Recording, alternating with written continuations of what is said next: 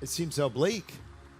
And then my answer is, what's the good news? What's the upside of a fourth turning? And I said the upside of a fourth turning is that we actually, at the end of it, we actually solve all the problems that we now have in a way that today absolutely no one thinks we'll ever solve. And I said, and maybe one way of saying this is, what is the worst future you can imagine? And I think you'd have to say maybe the worst future is take all of today's trends, everything you see over the last 10 years, right, that you see, whatever you're looking at, an indefinite future of that. That's a world without a fourth turning.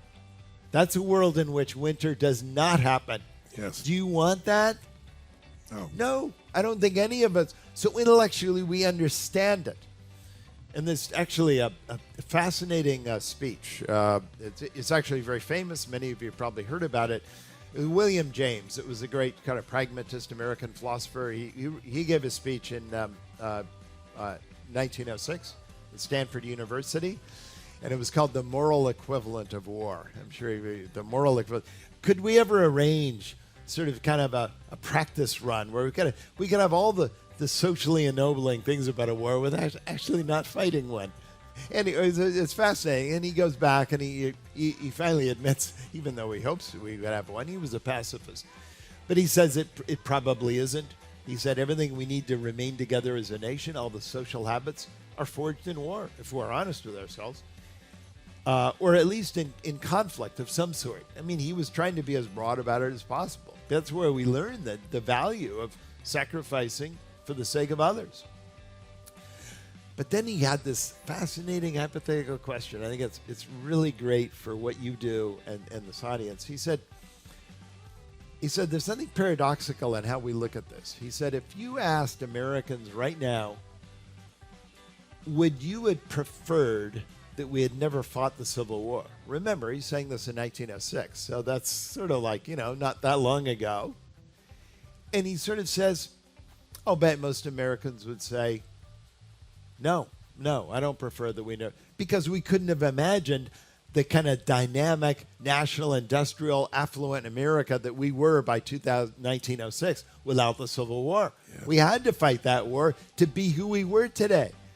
And he says he thinks that almost everyone would say, no, it was actually better we fought that war. And after all, we did do the 13th, 14th, 15th amendments. And, so all of that was good. But then he said something paradoxical. If you polled most Americans today, would you like another one in your near future? Almost all Americans would say no. And he kind of leaves it there as a paradox. But I don't think it's paradoxical at all. It's just like ourselves as individuals. We look back on our life and we think, that horrible experience I had, I was really down in the depths. I didn't know how I was going to go on to the next day. I didn't know how I was going to survive. I didn't know. I really learned so much from that. I'm a new person after that. I forced myself to change. No, I do not wish that I never had that experience. But then you ask most people, well, do you want another experience like that next week? And most people will say, no, I'd rather not. And that's why springtimes last so long too, right? 20 years after that, where people don't want to go through that crap. So that's kind of the analogy, and I think we have to think of ourselves like that. That it's not that we want to be in a fourth turning; it's simply necessary. Forests need fires. Rivers need floods. The seasons need a winter. We have to kill everything above ground so that things below ground can germinate and they will have space. Yes. And that's another thing. We look at America today, we see the inequality. Inequality, by the way, always grows during peacetime. And this is, you go back to the end of the Neolithic Revolution. This has always happened. In times of peace and prosperity, inequality always gets worse. Why? Because families always want to protect their offsprings, and they're sinecures, and they all rig the laws and everything to help those who have. It always gets worse. What equalizes income? All the horrible things people don't like to talk about.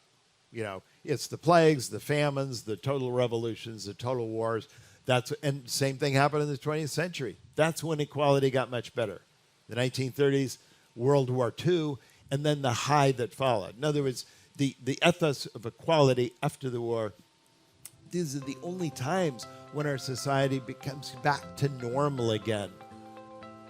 And then we can f it up again over time. Creation and destruction and creation. Creation and destruction and creation. But that's kind of how it happens. And that's kind of how it has to happen. You are a special gift to us all. You've really delivered for us, as you have for decades for so many. Let's have it for Neil Allen.